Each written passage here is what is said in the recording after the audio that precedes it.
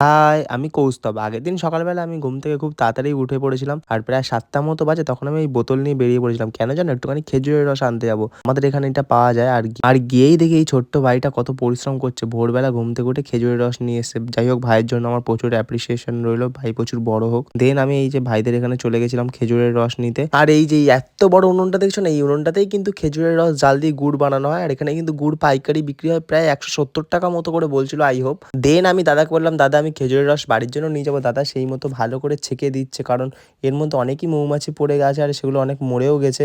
কারণ এগুলো রাত্রেবেলা খেজুরের রস মানে এই খেজুরের গাছের মধ্যে ভাঁড় ঝোলানো হয়। দেন সকালবেলা পাড়া হয়। তো অনেকটাই নোংরা পড়ে। আর আমি দাদাকে বললাম, "দাদা ৳৩০ মতো নিয়ে যাবো।" সেই মতো দাদা ভালোভাবে ছেঁকে দিচ্ছে। আর এক এক গ্লাস দাম যেহেতু ৳১০ করে সেজন্য ১ম এ গ্লাসে ভরে তারপরে আমার বোতলে ঢেলে দিচ্ছে। কারণ এগুলো অনেক কষ্ট করেই পাড়া হয় আর দামটাও তাই জন্য এরকমভাবেই নেয় দাদারা। তারপরে এই যে আমার খেজুরের রস নেওয়া কমপ্লিট। এই যে ৳৩০ এতটা মতো খেজুরের রস হয়েছিল। তো এখন এই আমি রসটা নিয়ে বাড়ি যাবো আর গিয়ে খেয়ে দেখবো কেমন হয়। আর বাড়ি চলে এসেছি আর কালারটা দেখেছো? পুরো যেন মনে হচ্ছে যেন লিকার চা।